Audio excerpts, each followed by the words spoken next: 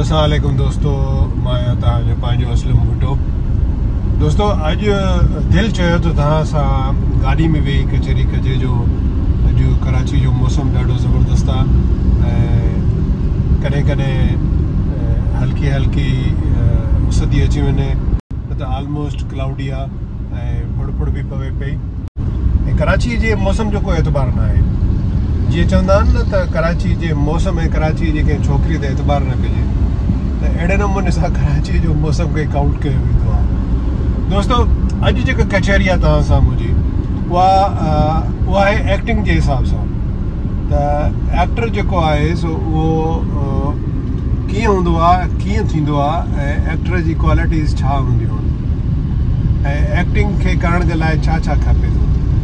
दोस्तों जीअं त जेको मुंहिंजो अंदाज़ो आहे, जेको मुंहिंजो तजुर्बो आहे, त सिंध जो तक़रीबन हर माण्हू एक्टर थियणु चाहींदो आहे ऐं हर माण्हू इहो ई चाहींदो आहे त यार मां हिकिड़ो सुठो एक्टर आहियां। ऐं जेकॾहिं असलम भुट्टो एक्टर आहे या कैसर ख़ान एक्टर आहे या एजाज़ बुर्डो एक्टर आहे, अहमद मेमण एक्टर आहे, त असां छो न त एक्टर थी सघूं। त उन्हनि दोस्तनि खे मां इहो चवंदुसि त असलम भुट्टो, कैसर ख़ान या एजाज़ बुर्डो, अहमद मेमण जेके एक्टर थिया आहिनि उन्हनि बाक़ाइदा हिकिड़ी सिखिया वरिती पंहिंजे उस्तादनि खां ऐं जेको प्रिंट मीडिया खे पढ़ियऊं ऐं लिटरेचर खे पढ़ियऊं ऐं उन खां पोइ वञी एक्टर थिया। त एक्टर थियण जे लाइ इहे शयूं तमामु घणी लाज़मी हूंदियूं। असांजे ज़माने में त सोशल मीडिया एतिरी स्ट्रॉन्ग न हुई जेतिरी हाणे आहे। सो हाणे जो जेको नौजवान आहे उहो सोशल मीडिया खे जॉइन करे उनखे सम्झी करे ऐं सुठो यानी हिकिड़ो एक्टर ठही सघे थो। सो मुंहिंजो जेको ज़ाती जेको रायो आहे उहो इहो आहे त एक्टर थियण जे लाइ तव्हांखे लिटरेचर खे जेको आहे सो पढ़णो पवंदो। लिटरेचर पढ़णु इंतिहाई लाज़मी हूंदो। ठीकु आहे। असांजा कुझु एक्टर अहिड़ा हुया जंहिंखे असां बाय बर्थ एक्टर चई सघूं था, यानी उहो पैदाइशी एक्टर। उन में साईं मरहूम शफ़ी अहमद शाह साहब के बि तारीफ़ जो मुहताज न आहे, वॾो नालो आहे फिल्म जो, टीवी जो ऐं इवन रेडियो जो बि। उहो बाय बर्थ एक्टर हुयो, यानी जॾहिं पैदा थियो त एक्टर ई पैदा थियो। हुनखे सिखिया जी का ज़रूरत कान आई, हुन न वरी का सिखिया ई वरिती, छो त हू हुयो ई पैदाइशी एक्टर। दुनिया में अहिड़ा तमामु घटि माण्हू हूंदा आहिनि जेके पैदाइशी एक्टर हूंदा आहिनि। साईं शफ़ी अहमद शाह बि उन्हनि मां हिकिड़ो हुयो। अच्छा, ऐं हिकिड़ो ॿियो एक्टर जिन मां नालो हाणे तव्हांखे ॿुधायां थो, जेको पैदाइशी एक्टर हुयो ऐं उन मूंसां गॾु पंहिंजे कैरियर जो आगाज़ कयो, उहो हुयो सईद अहमद वाघो।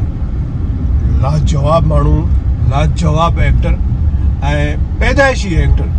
ठीकु आहे। हुन का सिखिया कोन वरिती कंहिंखां ऐं जीअं ई हुन साईं मोहम्मद समीर साहब मरहूम खे ऑडिशन ॾिनो त हुनखे फौरन ई बुक कयो। ड्रामो हो आईनो।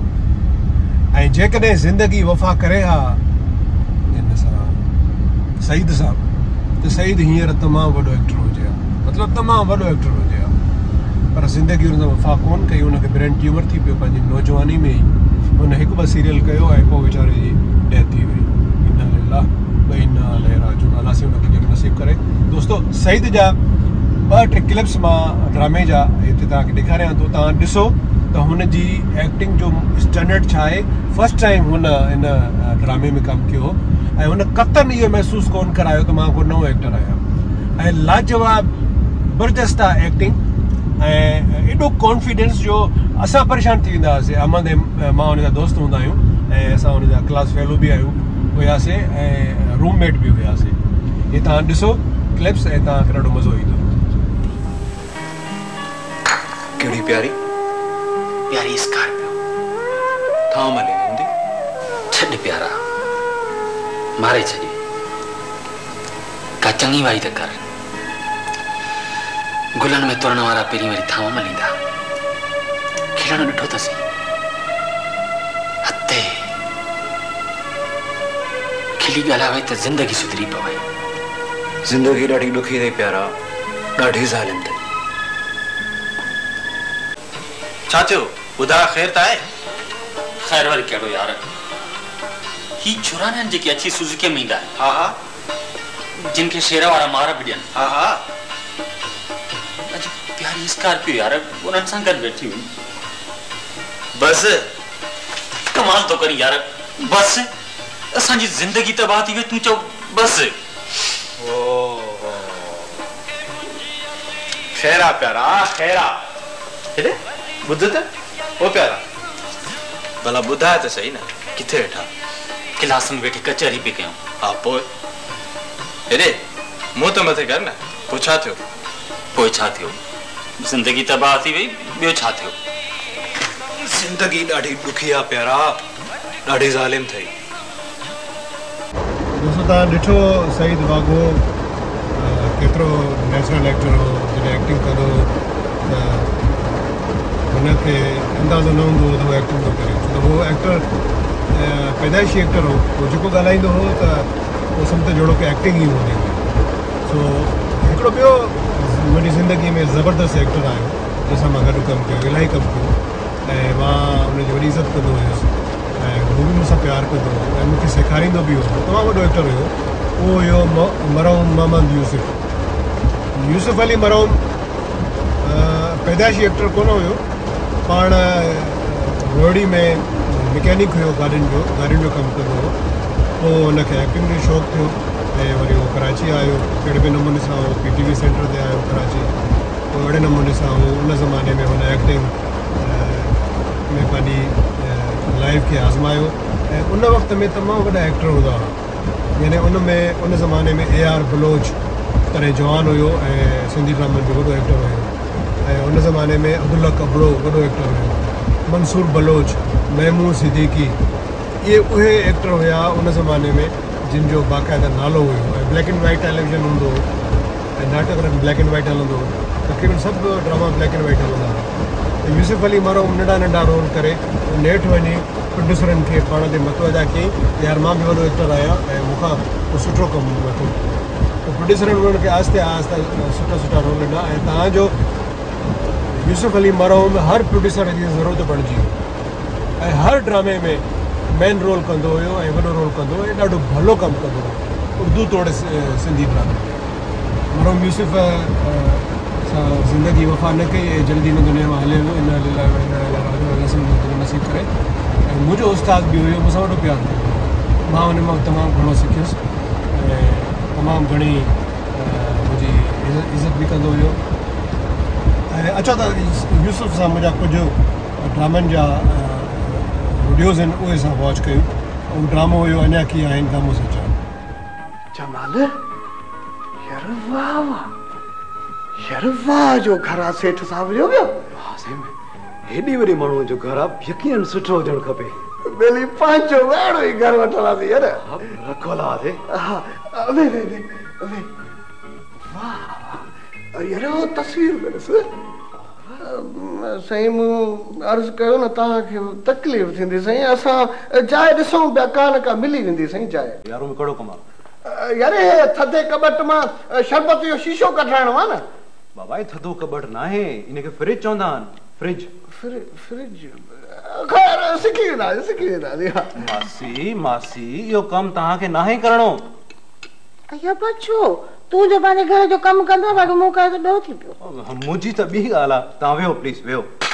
चाचा इहो कमु तव्हां न कयो, इहो नौकर कंदा। भले तूं भली सभु कम बि करी ऐं असां को कमु न कयूं, ॼण असांखे टर्स वठी वई आहे, हथ पेर कम खां छॾाइजी विया आहिनि, ईअं न। यूसुफ बाबा तोखे पंहिंजो स्टेटस रखणो आहे ऐं इन ई स्टेटस खे मेंटेन करण जे लाइ तोखे नौकरनि ते रौब रखणो आहे। रौब अरे यारू, ओ यारू। जी सर। अरे छो आयो आई? साईं तव्हां सॾु कयो। चङो वेही रहो। अरे छो वेठो आहीं? साईं तव्हां चओ वेही रह। चङो उथी बि वेही रहो, उथी बि वेही रहो। दोस्तों तव्हां ॾिठो त कीअं मरहूम यूसुफ अली पाण परफॉर्म कयो, मूंसां गॾु परफॉर्म कयो हुई ऐं उनजी परफॉर्मेंस सां मूंखे काफ़ी मदद मिलंदी हुई ऐं मां बि कोशिशि कंदो हुउमि त जीअं मरहूम यूसुफ अली परफॉर्म करे थो त मां हुन सां गॾु परफॉर्म कयां। ऐं मूंखे काफ़ी मुंहिंजी काफ़ी हेल्प कंदो हुयो। चवण जो मक़सदु इहो दोस्तो त तव्हां जेकॾहिं एक्टिंग जी दुनिया में क़दम रखो था त एक्टर थियण जे लाइ जेका बुनियादी ज़रूरत आहे उहा आहे literature. Let me try what the test of this.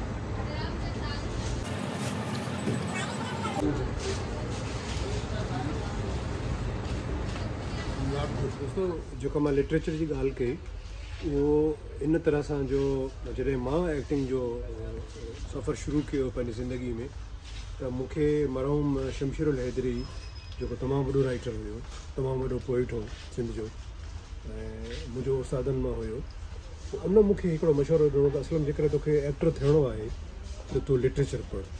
ऐं सेम इहा ई ॻाल्हि मूंसां वरी मुंहिंजे उस्ताद मरहूम मोहम्मद बसमी जो जेको प्रोड्यूसर हो PTV जो, जंहिं मूंखे एक्टर ठाहियो, उन में मूंसां इहा ई ॻाल्हि कई त असलम एक्टिंग जे लाइ तोखे शॉर्ट स्टोरीज़ पढ़णु खपनि। शॉर्ट स्टोरीज़ जे लाइ मां अहमद जलील जा किताब था ऐं जेके असांजा सिंध जा तमामु ॿिया वॾा वॾा राइटर हुया, मां उन्हनि जी शॉर्ट स्टोरीज़ खे पढ़णु शुरू कयो ऐं अहिड़े नमूने सां मां उहे शॉर्ट स्टोरीज़ पढ़ंदो रहियुसि, लिटरेचर पढ़ंदो रहियुसि ऐं अख़बार पढ़ंदो रहियुसि।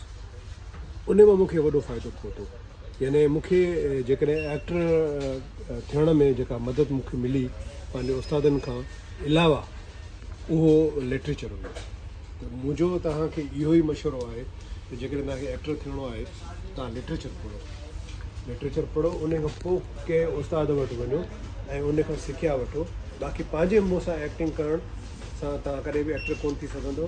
जेकॾहिं तव्हां टिकटॉक ते परफॉर्म कयो था, जेकॾहिं तव्हां उन ते स्नैक ते वीडियो ठाहियो था ऐं तव्हां इहो था सम्झो त मां तमामु सुठो एक्टर आहियां, मां परफॉर्म करे थो वञा, त टिकटॉक या स्नैक ते अची एक्टिंग करण सां माण्हू सही माना में टेलीविजन स्क्रीन जो एक्टर नथो थी सघे। ठीकु आहे न। एक्टिंग जे लाइ तव्हांखे सिखिया वठणी पवंदी, या वरी तव्हां पैदाइशी एक्टर हुजो जीअं साईं शफ़ी शाह हुयो, जीअं सईद अहमद वाघो हुयो। सो अहिड़ा तमामु घटि केसिस हूंदा आहिनि। सो कोशिशि कंदा कयो त इहो तव्हां न सम्झो त मां पहिरीं खां ई एक्टर आहियां। ठीकु आहे न। जेकॾहिं तव्हां इहो सम्झो त मां पहिरीं खां एक्टर आहियां त तव्हां कॾहिं बि पंहिंजी ज़िंदगी में कामयाबु कोन थी सघंदो। तो कोशिशि कयो त फिल्मूं ॾिसो, सोशल मीडिया खे सम्झो, लिटरेचर पढ़ो ऐं इंशाअल्लाह ताला कामयाबी तव्हांखे कदमनि में।